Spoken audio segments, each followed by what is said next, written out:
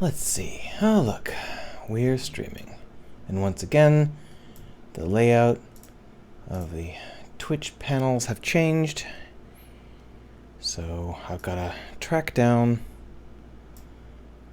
where the chat window is. What did they do with the chat? Yes, chat. The one thing I actually want from you. Okay. I actually like this better because it let me close down all of the panels I wasn't using. I'm not sure why chat wasn't one of the default panels, but in the previous version of Twitch, there was like 8 or 9 panels that you couldn't get rid of that contained just useless crap, at least to me. So, this is actually quite nice. I've gotten to minimize absolutely everything, and now the only thing left in the window is the stream, the chat, and the specs across the top.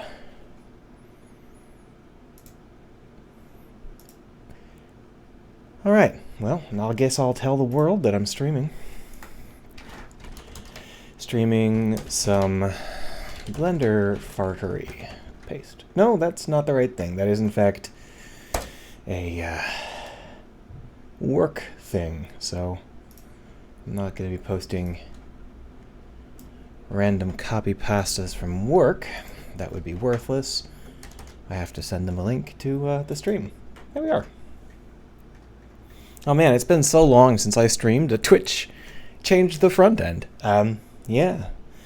I should fail to stream more often so that Twitch can change their front end more often, because clearly that's a causal relationship. So we've got Blender open today, and the reason for that is that we are going to be testing out some modular layouts in Blender, some modular ideas. So I want to create a city that you can overgrow, that you can fill with plants and junk. And a big part of that is to watch the layout go from city to, forest. And the actual physical way that you see and walk needs to change. Also, it's a little bit warm today, so if you can hear my fans, sorry.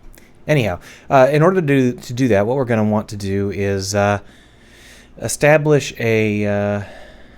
you know what? Hold on a minute. This is not the right file. There we are. I'll bring it back in now.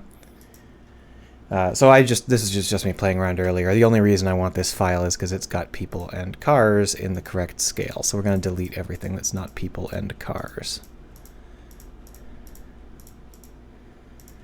I accidentally deleted the sun. I didn't mean to do that. Oh well. Recreating the sun is a small affair. Add light sun. Rotate. Let's have it point this way. There. Yeah, that's fine. Alright, so this person is a little bit on the short side. It's a default make human model, in case you're wondering. And this car is a little bit on the large side. It's just me boxing out a car, because it's supposed to be a city, so having the major elements of a city close at hand for scale purposes is always ideal. We're just going to do some boxes. Box modeling is pretty trivial, so that's what we're going to try to focus on. So the idea, box modeling means a couple of different things. We're going to be doing some whiteboxing. Box modeling often means this kind of stuff, which is not, we're going to do a little bit of that incidentally, but it's not really the point. Anyway, we're going to just make sure that this stands out a little bit in render mode so that we can really get a feel. We'll make this like a cherry red.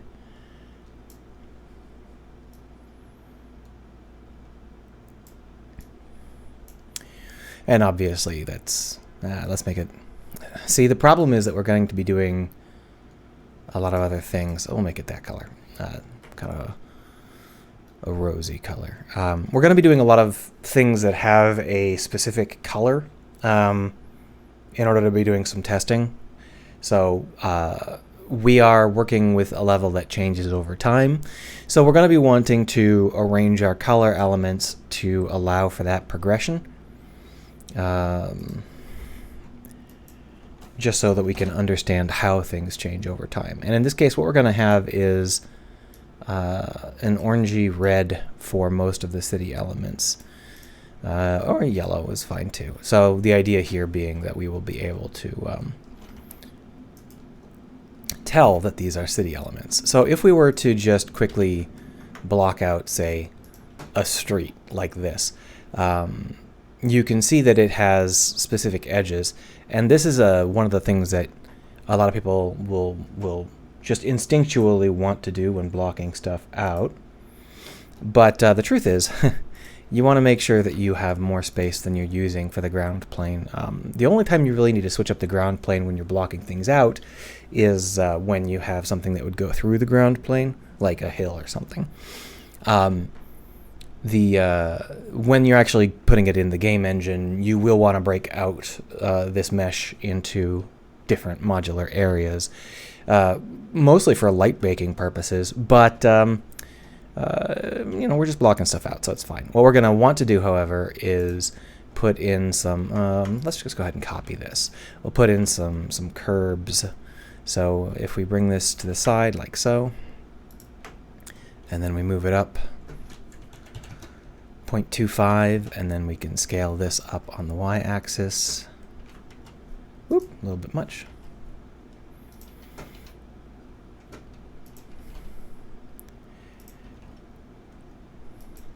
And it doesn't really matter if it's particularly perfect at this stage. We're just trying to block out the basic concepts here. So this is the sort of straight road that we might expect to see. And if we wanted to talk about how this would be a sort of cityscape, what we would do is we would add in some buildings. So we're just going to go ahead and do that. The heck? There we are. Hitting the wrong button.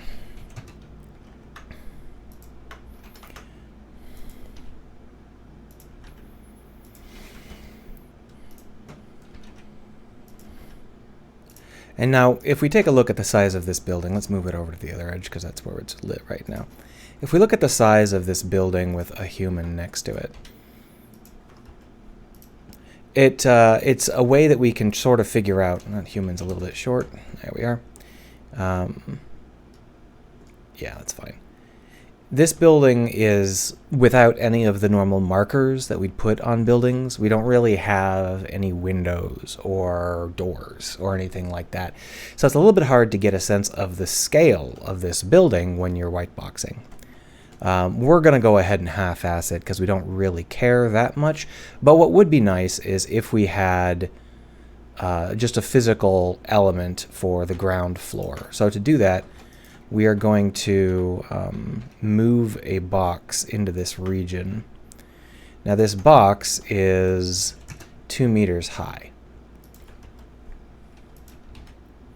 So you can see that the character we're using is like 1.6, something like that. If we were to go into walk mode, which I think is shift tilde, yeah, we're very tall. In Blender's walk mode, I believe that we are, our eye level is at the height of someone who is like 2 meters tall. So if we were to walk over to this, you can see how much taller we are than the prop stand-in, and it's also showing us that this here is a little bit small to be some kind of door. What we're going to do is we're going to just make it a little bit bigger.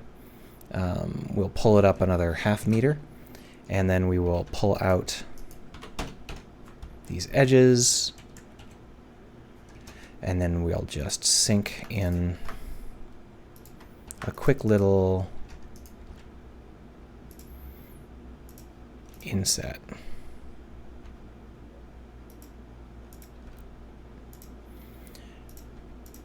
The only reason to do this is because it will allow us to get a feeling for the size of the building without having to actually build any buildings, right?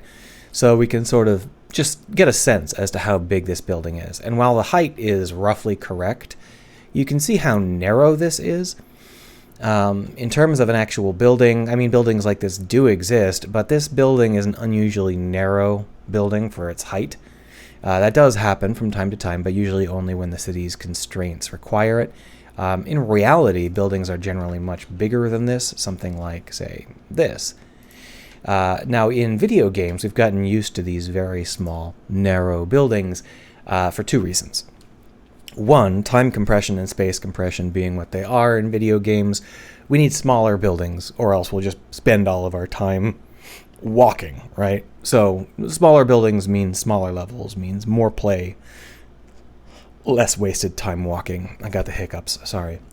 So that's why you're going to find most games have smaller cities if they feature walking. I mean, some games that don't have full-size cities, like, you might see an airplane game or something. But if you're walking around, they generally shrink the city down, and the streets too. This is a street that's a full-sized 2.5-lane street, but maybe even 3-lane street. Anyway, having these full-scale buildings is also not that important in normal games because the insides of the buildings are rarely part of the outside.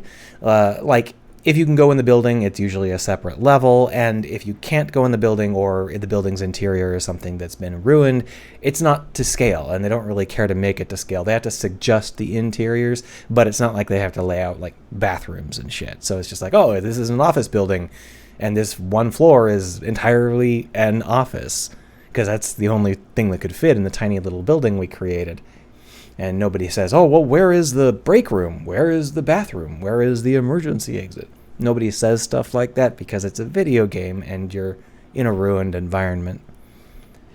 I'm sort of in the air about this. I don't really know which way I want to pull it, how much I want to shrink it down. But these buildings will have interiors that are approximate. They will have interiors that will... Tristan Riggy says, thumbs up. So because we're going to be putting interiors in these, the exteriors are just going to be facades. But we want to make sure that we leave enough space. We want these buildings to feel big. And the reason for that is because we're going to destroy them with trees and vines and shit. So we've got to lay out these buildings before we can get to the destroying them part. And that's just what we're going to do right now. Just scale these things up. And then we'll just move this so that we have a little bit of a alleyway there. And then we'll just pull this over here and duplicate it, put this over here. And now you can see with multiple entrances, we've started to really lay out the feeling of how big this building is and what it might be, because this is obviously like shops or something.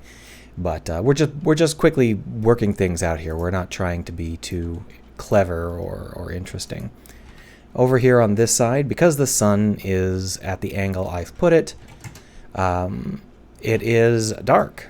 So we have a couple of options when we're thinking about levels and this sort of whiteboxing. When we are thinking about how things look, we have to keep in mind all of the possible kinds of lighting that we might see. Now, in Unreal, we've classically baked everything, right? Which means that having like a day-night cycle is a real pain in the ass, and you have to do this like hourly multi-bake or something off the wall. But Unreal's newest version, Unreal 5, I believe, yeah, it's 5, right? Well, the new one, the beta, has a pretty powerful real-time lighting system. So what I'm thinking is that if we do this in Unreal, we'll just do it unbaked and sort of rely on the real-time lighting for everything. This is particularly useful for me if I'm going to be doing piecemeal level substitution, because these are all going to be broken down into modules that can be reused and substituted out. And if we do that real time over the course of the game, like say if we rip off the front face of this building, we don't want to have to rebake it in the middle of play, and we don't want to have to create alternate submaps for the lighting, based on the kinds of damage that you're likely to do to the buildings. Real-time lighting is really our only option, so that's what we're going to be doing. So just in this case, what I'm doing is I'm blocking out a series of 3 nearly identical buildings like so. Not nearly identical, they are identical. But what we're going to do is we're going to spice things up on this side a little bit. Bring this down. And duplicate it. Bring this up. Shrink it.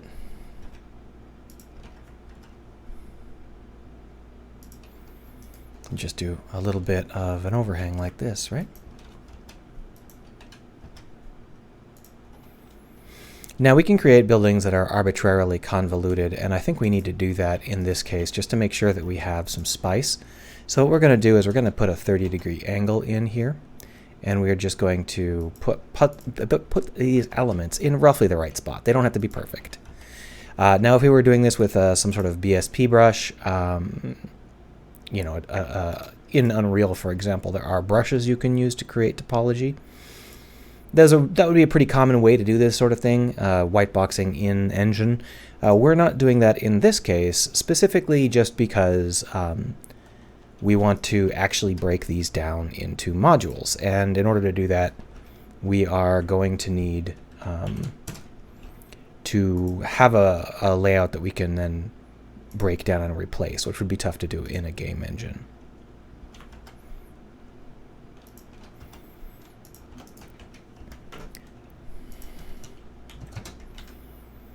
So I've just introduced a really simple 30-degree bend in the road here. And once again, this is all just to test out a basic idea. We're not here to create an actual level design, but I do want to create something that feels reasonable. You know, it feels like something that if you did see it in a level, it would feel natural in terms of layout. So for that end, we are going to create a side road over here.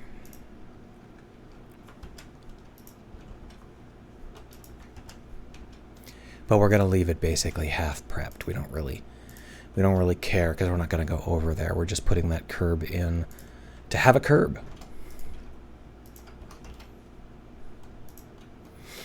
And then over here, what we're going to want to have is a statement building. So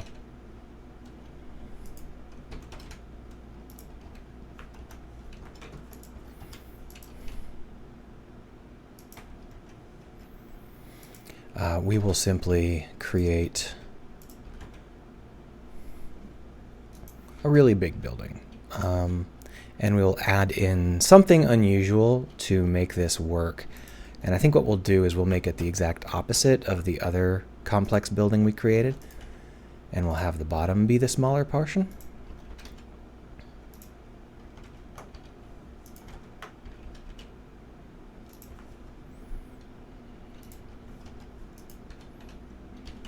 Ah, my fingers stopped working there.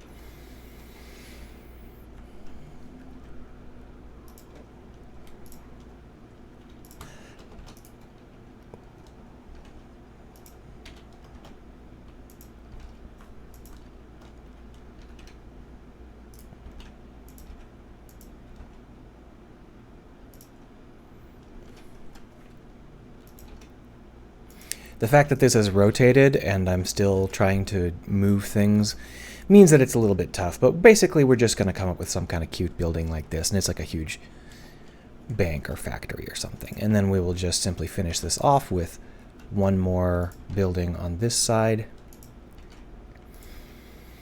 So if we think about how we want this game to look, this sort of layout, if we actually pop down to the ground here. Woo! Oh, that's not what I wanted. What happened? Walk! Walk! Okay, so for some reason it stopped walking and started flying. Okay, so I got some spammers.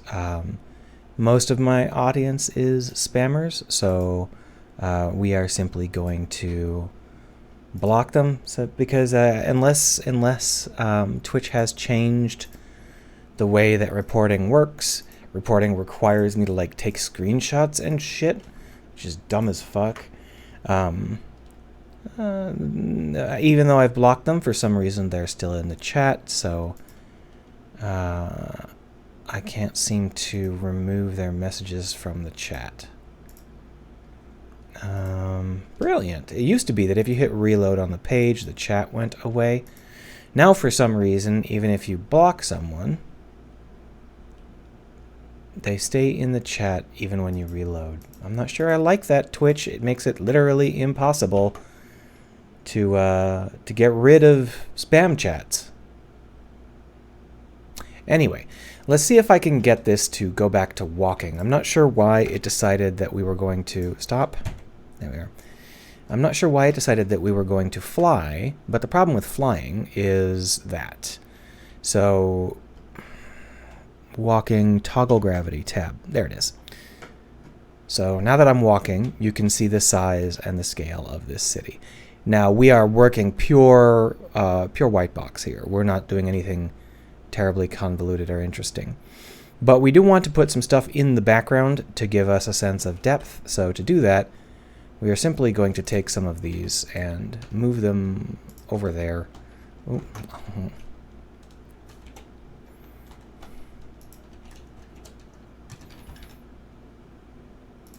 And we'll just set them back.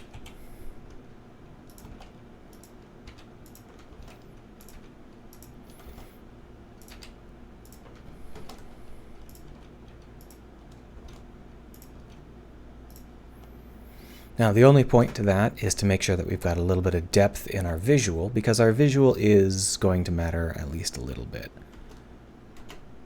Oh, does it like put me into flight mode if I'm not near the ground? That must be what it does.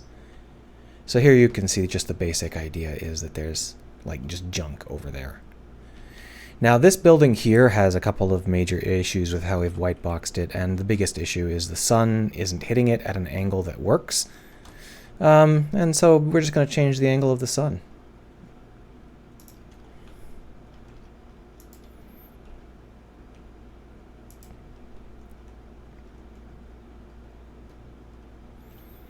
Tristan Riggle says, but who is that dumb?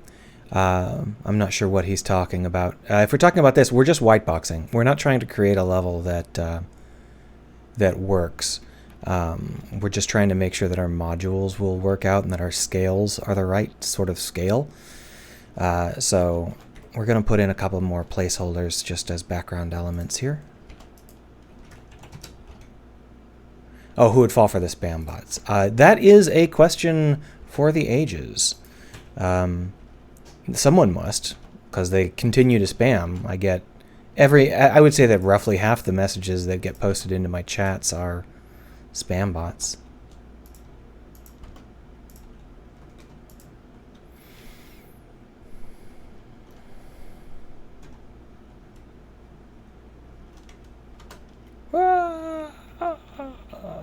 All right, so we've just closed out this little corner here so that it feels a little bit like there is city, but we don't see it, rather than feeling like we're on an island floating in space. Now, the next step here is to add in the sorts of visuals that we would like to switch over to. So the idea here is let's put in some cars just so that we have some indicators. And then we will introduce some other elements. So the idea here is that this is how the city looks beforehand, and we would like it to look quite empty and awkward, but still be convincing, so it doesn't look, you know, we want the scale to be roughly correct. And we'll just put in like a crashed car here.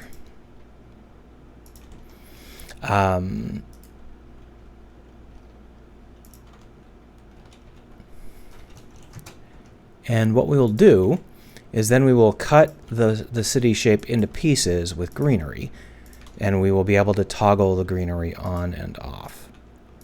And that will allow us to quickly see what works and what doesn't in terms of layout changes.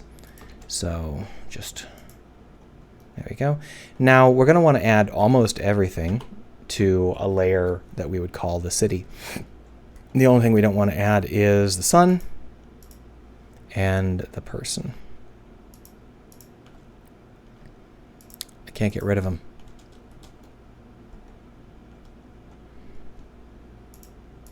There we are. And then everybody else, city. And the reason for that is pretty simple. We can simply turn it all off. That'll make it easy for me to work on the things that aren't city, which in this case will be plants. So let's go ahead and add in some basic plant elements. We're going to go ahead and start with something real simple, and that would be some kind of monstrous bamboo. Bamboo is a particularly easy thing to model for reasons that should be obvious. It's tall and thin. So it's not one of the plants that has a lot going on in terms of like bending shapes and stuff like that. So it's basically this. Now, that's the sort of bamboo that you might have seen if you have, gone somewhere that has bamboo. But obviously, this is supposed to be living bamboo in a strange city. Tristan says, I've watched your YouTube videos. This is a very interesting and somewhat pretty related to what I want to do in my projects. Oh, we're just whiteboxing. We're not really doing anything that would be considered as final visuals for anything. If it's inspiring you, that's great. I think that a minimalist game aesthetics can work extremely well. And if I do this game, it will be a minimalist game aesthetic, because trying to not do minimalist game aesthetic in a city would be real rough. I would have to come up with real textures and stuff, and that would be a huge pain. But when we talk about this kind of bamboo, what we really want to do is make sure that we understand that this is living bamboo. So we're just going to do a quick little search for living bamboo, and just remind ourselves of what the actual leaf looks like, because bamboo has a very straight central stalk, but it also is covered in greenery. Unfortunately, it doesn't look... Oh, there's a little bit. Yeah, so basically, this down here at the bottom is not this green, except for if it's a very young bamboo. We're going to need two materials, I think. We're going to need a stem and a green. So we'll call this one stem. And it's going to be kind of a yellowy color. But we're going to want to put it in a yellowy green framework, because that way it can be like halfway between city and greenery, because we made the city yellow. So we'll just assign that. And then we're going to just quickly punch in some leafy greens. Let's go back to Twitch here. Tristan says, whatever you said, your main goal, something about categorize and destroying. What? With what code? So the idea here is you're going to go into a city that has been abandoned, and it's going to be covered in like cracks, like the street, for example, that we're on right here. We haven't modeled it in yet, but there's going to be a crack in the street. And you'll be allowed to plant monstrous plants in that crack. So that's what we're modeling right now, the monstrous plants. And the idea is that as you move through the city and tend to your plants, you're going to change it from this kind of very open, desolate framework into something that's more like a forest. And that's going to involve switching out the meshes that we're building with other meshes that have the same footprint. That's going to obviously take some code, but we're not going to be doing very much generative meshes in the game engine. We're going to be hopefully relying mostly on modular meshes. Tristan says, so you're working on making a game. Sort of. I mean, I'm just dicking around. I'm not very good at Unreal yet. I haven't really spent enough time on it to really have a strong set of controls on it. So we're mostly just dicking around. So what we're going to dick around with here is we are going to actually fracture this. What is it called? Cellular fracture? Cell fracture. So for some reason, cell fracture defaults to 0 noise, which is like the wrong answer. I'm not sure why that would be the default. And then we'll just fracture it. Okay, so you can see how that didn't really do what we want it to do, so we're going to do it again. And this time we are going to... do we bring up the scale or down the scale? I actually don't know. Nope, that's not right either. Okay, so we're going to go ahead and add in some recursion, I guess. Okay, so that didn't work. Why is this so terrible? I just want to break this up into a whole bunch of little pieces, and that normally isn't an issue. Is this because it is a plane? Is this like dying because it's a plane? Is that what's going on here? It's not working. There's something wrong. Okay, well, let's scale it up.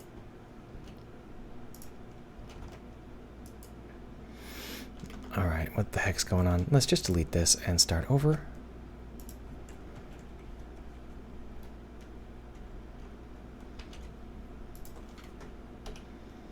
Oh, you know what? I think we might need to subdivide it before we fracture it. Is that what we need to do? Yeah, okay, so for some reason it's really not working. Let's add in a subdivider.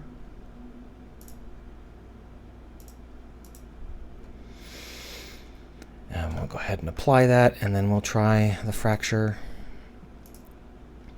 That's more like what I want.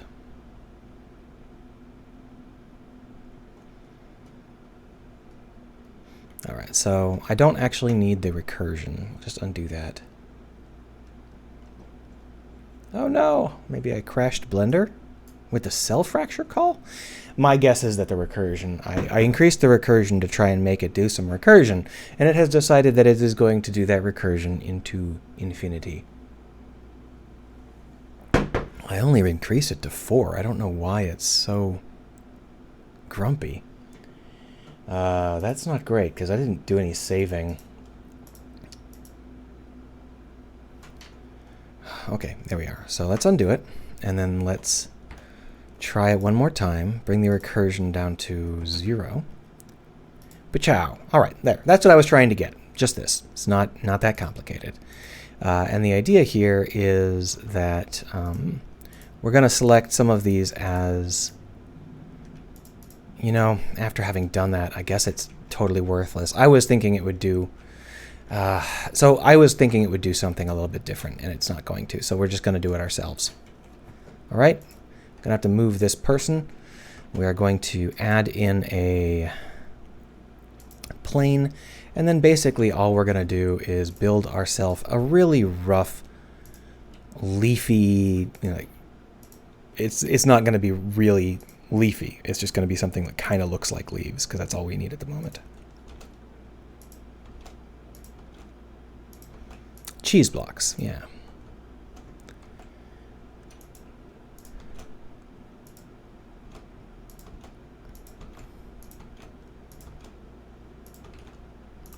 Just need like a spray like this. That's kind of what we need. Just pull it in and fix it up a little bit. And then all we're going to do is give it a little bit of an arc by switching to magnetic,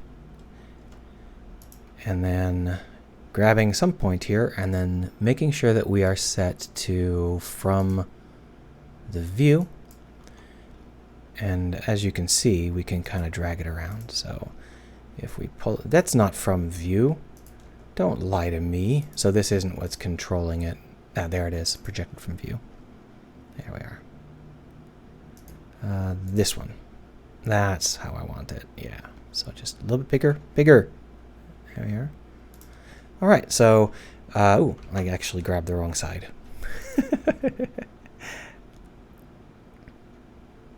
All right. So this is going to be our just leaf surrogate. We don't really care too much, but we do need it to exist. Otherwise, the visual won't work out. So we'll bring this on over into our leafy green buddy here.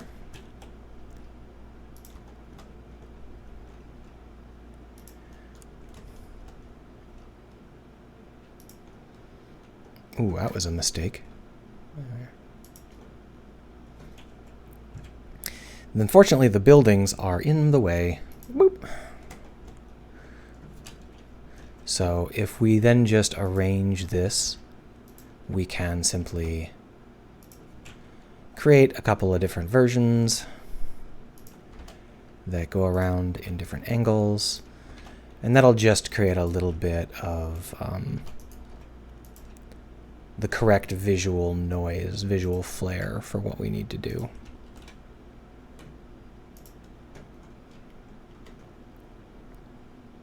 And once again, this is just to get the presence of these to be roughly correct in the visual of the level. Boom. And so if we do that and bring the building back, oh, that wasn't what I wanted. Oh, I gotta manually hit the button here, that's fine. So what we can do next is we can just create a spray of these across the street in roughly the sort of setup they would be if there was a crack in the street and these were growing in that crack. So something like this, right? Now that's all going to be roughly the same height. So what we're going to want to do is just select them all like this. We're going to go ahead and do a move them into a new collection, which we'll call leaves. And then we're going to do a random deselect. No.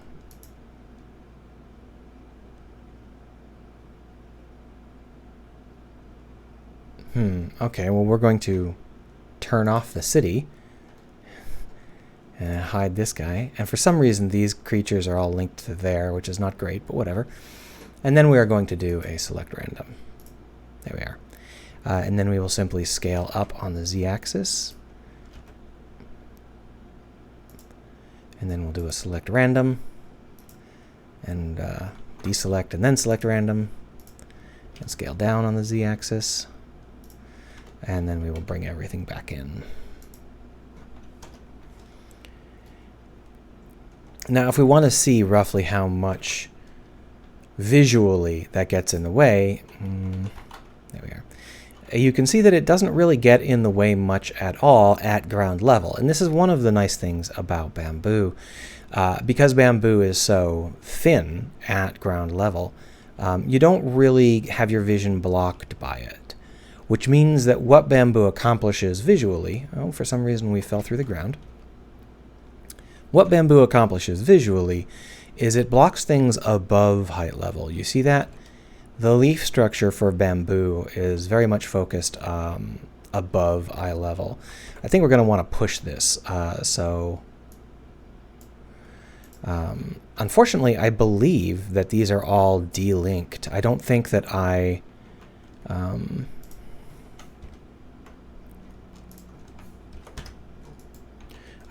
I did Alt-D. I think I did Shift-D. Oh. Oh, yeah. So what I'm doing here is I'm simply making the bamboo taller visually. And you can see that that didn't propagate to the other bamboo, which is bad. So we're just going to delete all of the other bamboo. Easiest to do by doing it like this. Now the other problem with this bamboo is that for some reason I have managed to separate it from its point of origin rather considerably. So we are simply going to fix all of that up so that we won't have that issue. It's not quite at the origin, it's a little bit off. It's not that critical. Might as well get it a little bit right though. So now when I bring the city back in, did I delete the sun, or is it just hidden? I think I might have deleted it just then. That's fine, we'll just put it back in.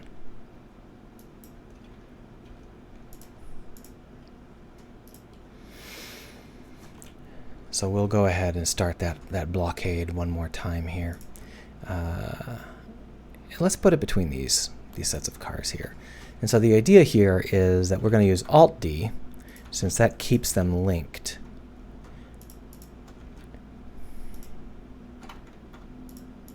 And we're going to put in a lot more. We're going to make it a lot denser. Damn it.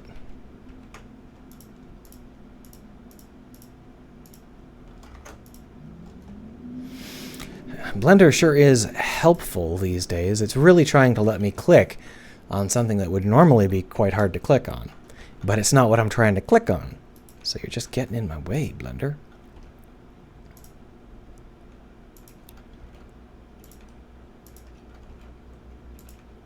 All right, so with this much more dense grove of bamboo, once again we can hide the city. The good news is that it looks like these are all in the same group already. Yeah, so no big deal there. We'll just hide you and then do some select randoms.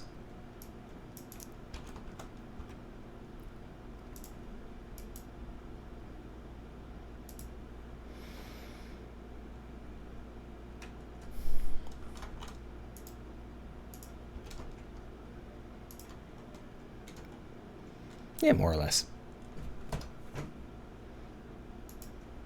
Now let's see how that looks now that it's a little bit denser and a little bit taller. So if we're back here, listening to the police sirens. Oh, come on. Seriously? Go. There we are. Someday I will master the art of being in view mode. You can see how this doesn't really break up the ground level at all. We can clearly see all the cars. But now that we have made it dense above eye level, it is really quite good at blocking off the vision at that particular height. This means that from specific distances, bamboo of this sort will block off things above our head, but at longer distances, it's going to just block things off at like second or third floor heights. See? So we can still see so much of the city behind it at this distance. But at no distance will it block off the ground level. We're always going to be able to clearly see through it at ground level. So this is one of our tools that we would consider whether or not it was, we have to think about how it's going to break up the way the city works, how it feels. And that is one way, at blocking at a very specific height. Another option would be, of course, something like a huge tree. So let's do that next. To do a huge tree, we're going to have that basic cylinder shape again. Let's name it this time, just because, tree. And we're going to want to give it the stem material. And because it's supposed to be like a huge monster tree, we're basically going to make it into a redwood, right? We're going to make a big tree. Now, exactly how straight this tree should be is a question. Like the trunk of the tree. How exactly should it be? I mean, come on. In terms of, does it bend at all in the middle? Does it do anything interesting?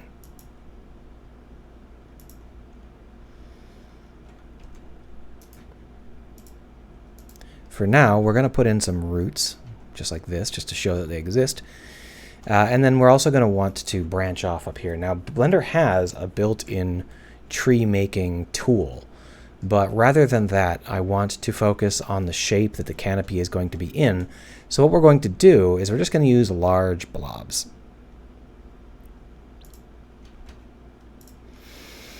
So when we do a large blob like this,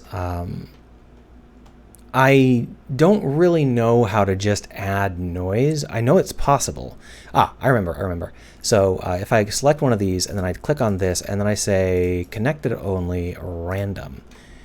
Now when I do this, you can see how it pulls quite arbitrarily. So in doing this, we can simply create a leafy substitute. It's not supposed to be perfect. It's just supposed to stand in, so that's what we're going to do. And this is not supposed to be the top of the tree. This is supposed to be one set of leaves. So if we come over here and make that green, we can then start to duplicate it and create a canopy that is roughly correct for this tree. And of course, tree canopies are not all at the same height, so we are going to want to have some differences in z-axis elements.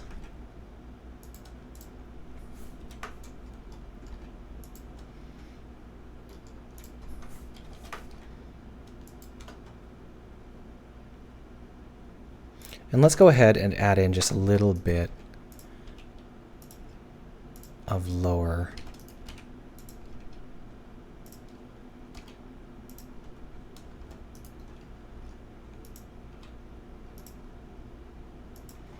There we are. And so now we have the basic idea of a tree. Nothing special, just blocking it out. And you can see that this tree is quite wide. We just started putting things in, and it ended up being substantially wider than this entire street, just because that's how we happened to make it. We didn't really plan it very hard. My microphone is slipping. Let's adjust it. So when we think about the way that we're going to interact with the world using these plants, we have to understand the envelope of things like these trees, because these trees can't clip through the buildings around them. They can do things like tear the faces off the buildings, but they can't simply clip through them. It would be very jarring if they could. So when we have something that has a width to it, like this tree, we're going to need to decide what that width should be, because if the tree is this wide, then you can see how it's going to end up causing us trouble clipping through the buildings. This is more complicated than it seems. It's more complicated than I'm even explaining it right now. So let's go over this while we're being distracted by the unending police sirens. So the street has a specific size, right? And then the buildings are set back from the street, between X and Y amount. There'll probably be 2 or 3 different widths of sidewalk. So all told, we have a breadth you have different sorts of street widths, different sorts of ranges between buildings on either side. But what we're really talking about is not the distance between the buildings, but the distance between the tree and the building. So for example, this building here is set back quite far, whereas this building here is not. You can see how it's quite a bit closer to the sidewalk. It's just closer in. So when we are deciding where we want to put the cracks in the pavement that allow the player to plant things, we're putting them relative to the building faces. So would we ever put this tree directly in the middle of the street? Probably not. What we would instead do is we would create street cracks that are always a specific distance from the nearest building face.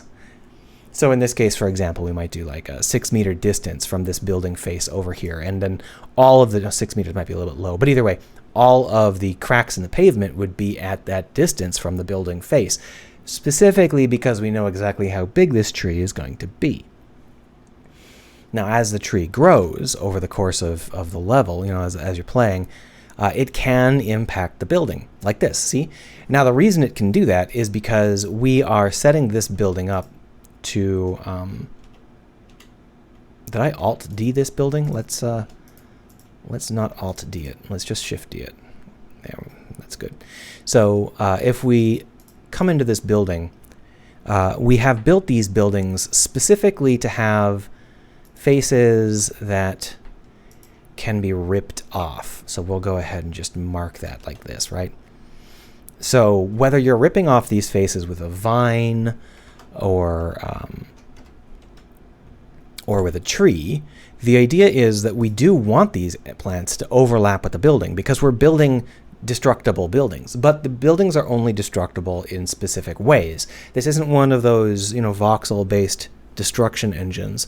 So because we're only modeling the building with specific failure points, we would want to set these trees up so that the places they are going to be are always the exact right distance from the point of failure that we've already scripted into these buildings. So we would put the tree here specifically because we know that this building exists and that this point is exactly the right amount of distance away from the building and in the center of the face, so that when this tree grows, it can knock down a wall.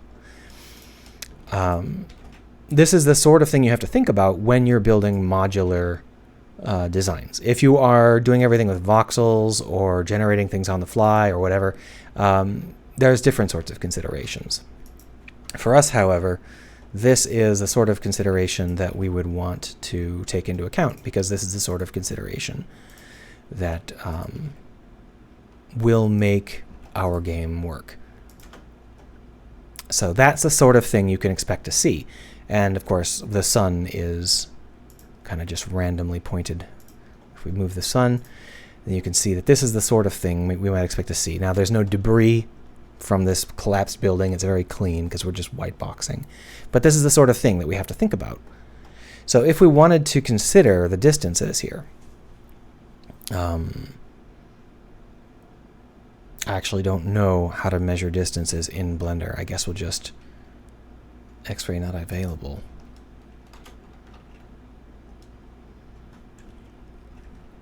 Okay. What a pain, what a pain. Okay, so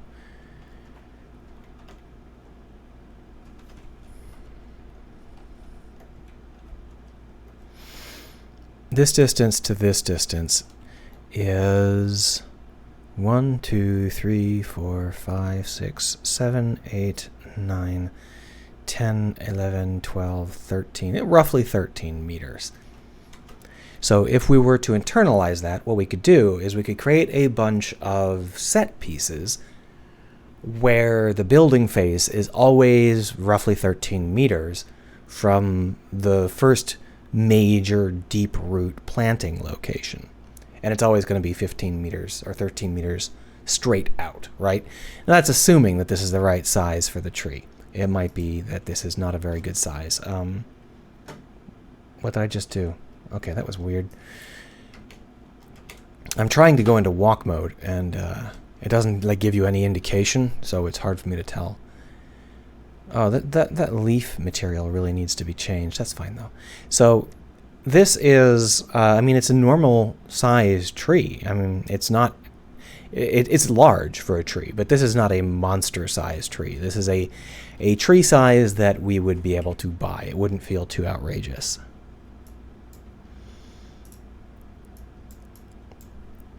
And if we were to copy-paste it, if we move it over here, well, we would pull it further back because we would be measuring from the face of the building, not from the middle of the street.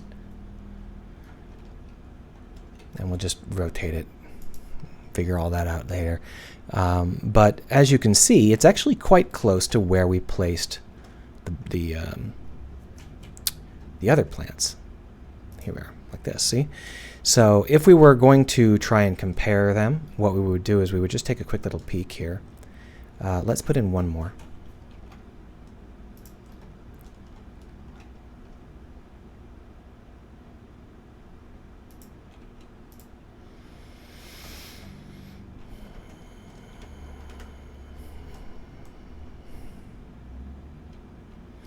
So if we were back here with where we're starting and we were looking around, this is sort of what we would see with the tree growing here, slashing into that building.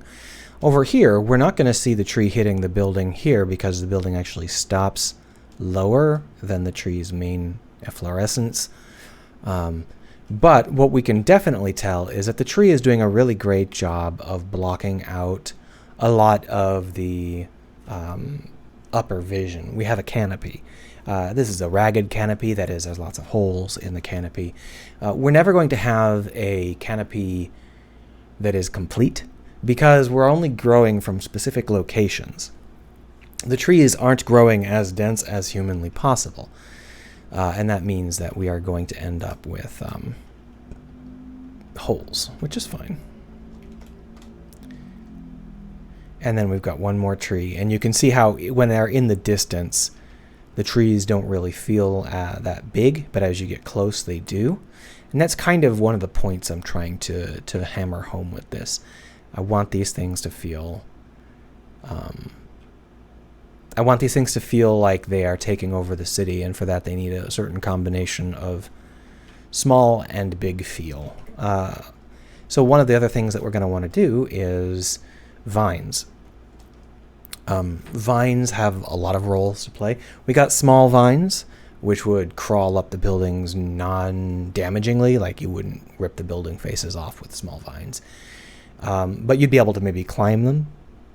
And then you got the big monster vines, which crawl up the side of the building, smash in the walls, that sort of jazz. Let's go ahead and use some curves for that. We're just going to do some very basic curve wrangling here. We're going to need 2 of these Bezier curves. This one over here is going to need to be adjusted. Yeah, that'll do. And we'll just call that one width.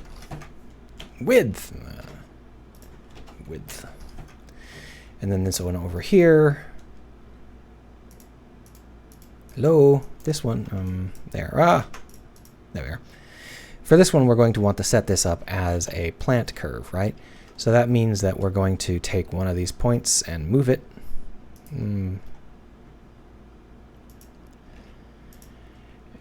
I don't know why Blender decided that these points should be arbitrarily shifted in specific axes as a permanent default for every curve you ever create.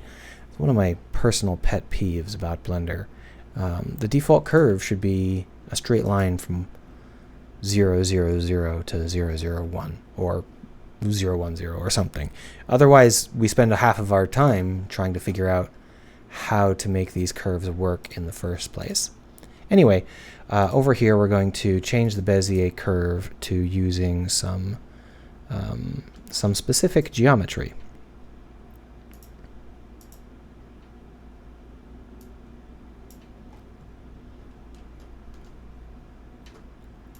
Yeah, there it is.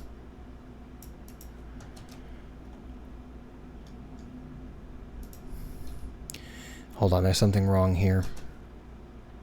Here it is. This is what I want. So if we do this, we have basically a slug. And that may seem like a strange shape for a vine. But here's the thing. Vines are not just one endlessly snaking element. Vines are actually twisted sets of vines. And that's what we're going to be doing here. So we're going to just go ahead and just do a little bit of magic to get a vine shape that doesn't feel too shabby. Drop this into the ground. And when we talk about what we want vines to be able to do, we want them to be able to climb the walls of buildings. Now you might be wondering, how can we set that up? We already have. We know how far our major planting points have to be from the side of a building. In this case, we've set them up to be 13 meters. However, if we move the vine over into that same location, something like this, right? You can see just how far the vine would have to reach across the street in order to cross that 13 meters. That would be quite a bit of travel. That's not necessarily a bad idea, because you could create like a vine tunnel, right? That would be kind of a cool idea, right? But what we actually want to do is make this distance something reasonable, something that will feel natural as the vine is growing. And this is simply too far of a reach. So what we would really be doing in these cases is we wouldn't be using 13 meters. 13 meters is simply too far. There are things that could be 13 meters away from the face of the building, but when we talk about a vine, for example, we want the vine to be able to travel shorter distances.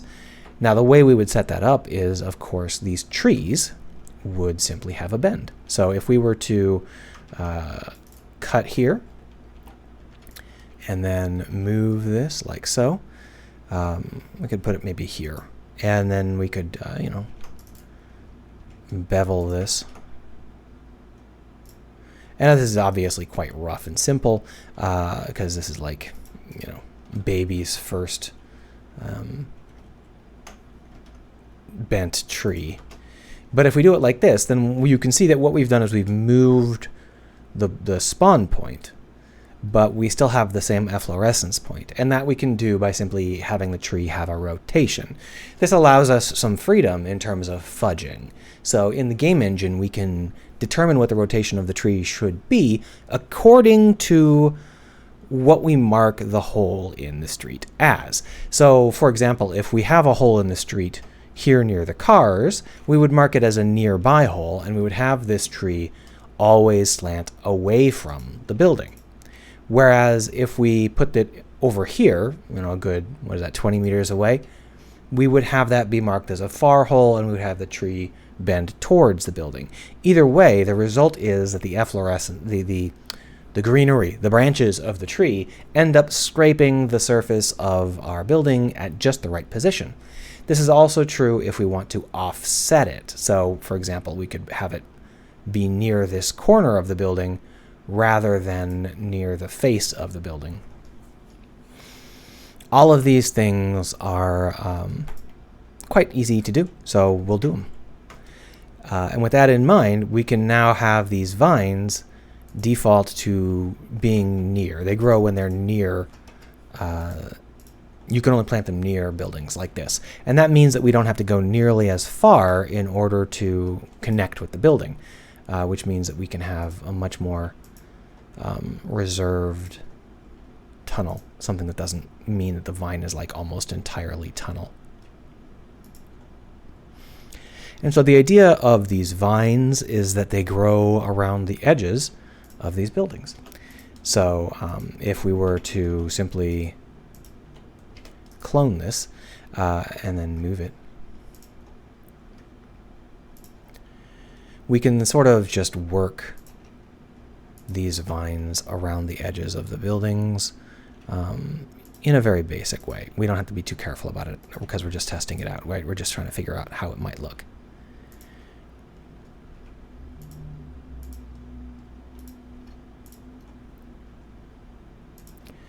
So something like this, for example, would do pretty well at making it so that the vine feels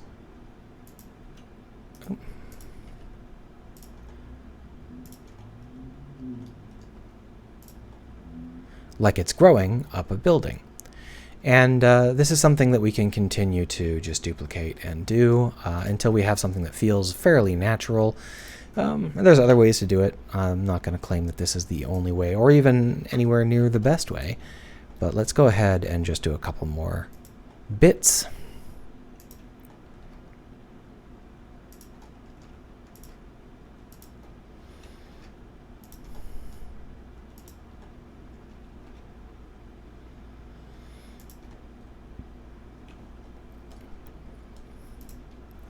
In reality, there are only a few vine twisties that go the whole length, right? They're just like, naturally speaking, there are vine trunks that go the whole length of the vine, and those vine trunks interweave. However, in terms of the visual that we would use in the game, we would want these vine trunks to only go part of the distance and then vanish invisibly into a mass of vines. And so the player will assume that they go the entire distance, when in actuality, they only go a portion of the distance. And the reason for that is because that way we can have modular vines. We can just have vines that twist in and out of each other, and that'll allow us to do lots of viney things without having to generate the vines on the fly using some sort of mesh generation system in the game engine. And you might be thinking, well, why don't you want to generate them on the fly? Well, first off, because that's not as easy as it sounds, and second off, because I want these vines to play a specific purpose in the game engine. The player has to be able to walk on these monster vines in specific locations. So the idea is that we would create the modules of these vines such that the specific spots, there would be specific spots on the vine which were flat or mostly flat, and that would allow us to have some fun with navigation.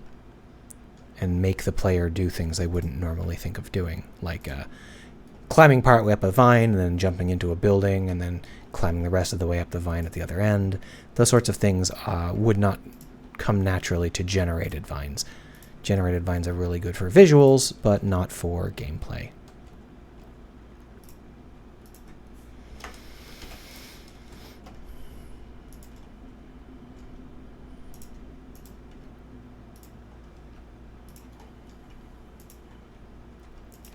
And you can see I've just kind of blocked it out. I haven't really put too much effort into making it interesting, but despite that, it already looks reasonable.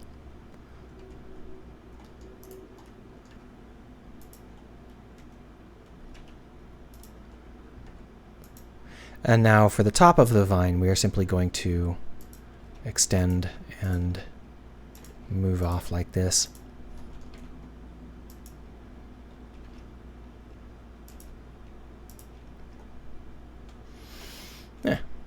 Basics, right?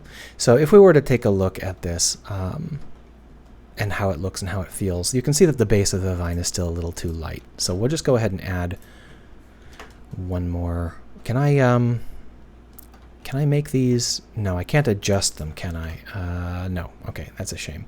I was hoping that I could adjust the individual elements to be thicker or thinner, but that doesn't appear to be the case in this particular curve method.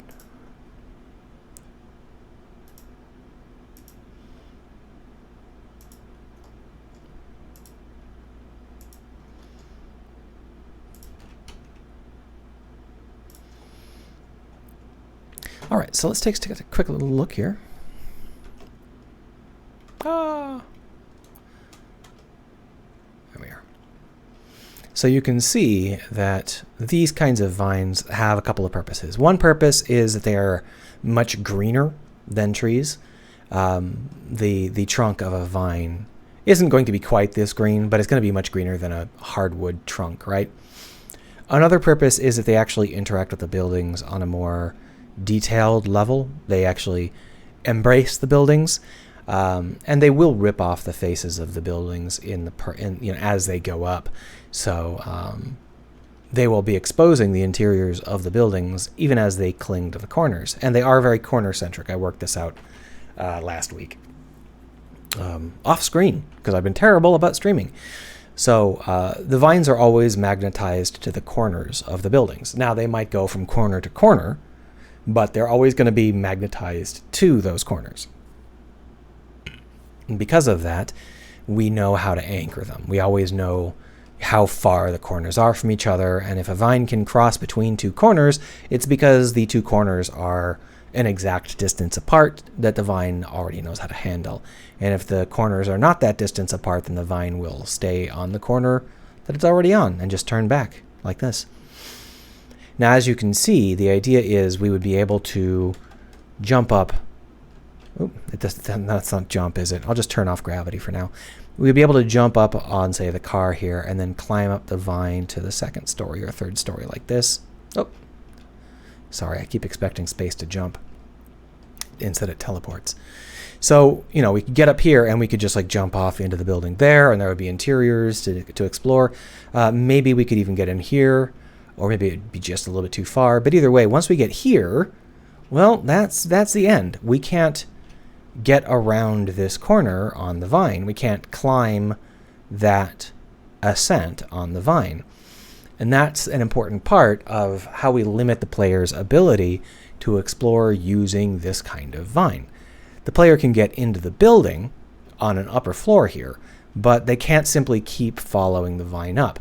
But if the player can get into the building, say here, and then find a ladder up or a broken ceiling or something and get through up to the next floor and then find a window leading back out, they might be able to get back out onto the vine in a place where it is flat again. This particular vine doesn't have one of those spots, but if it had, gone across to this corner over here, there would be another one of these long flat stretches across this building. And so the idea is that the vine will allow you to move into and out of the building in order to keep up with it. That allows you to get up the building, because you can't simply go up the buildings in the internals of the buildings.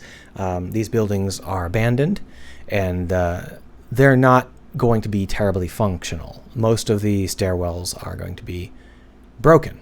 So moving up through them is quite a challenge, and the vine, the monster vine, is one way to do it. Now this vine doesn't have any leaves on it yet. In truth, the vines are going to have some leaves, so this is going to be a lot more bulk in terms of just stuff coming out the sides. Let's just go ahead and see what that might feel like.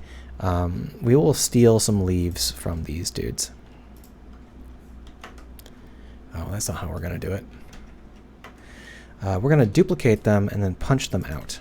And then we will grab that punched out leaf and bring it over here. This isn't obviously not quite the right kind of leaf, but it'll do for now. The only problem I've got with it is that it is not anywhere near 0, 0, 0. So we're going to just drop it so that it's somewhere near 0, 0, 0. That'll help us with the scaling.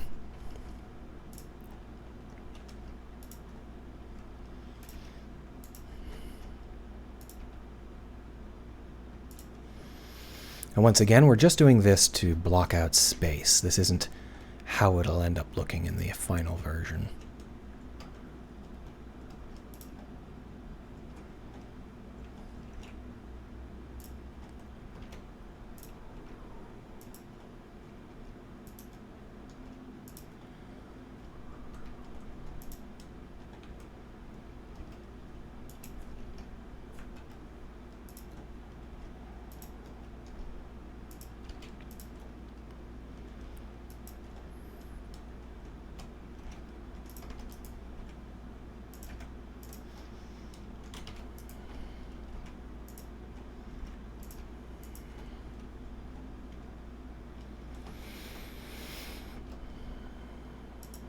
And the idea here is that we would have clusters, because two reasons. First off, clustering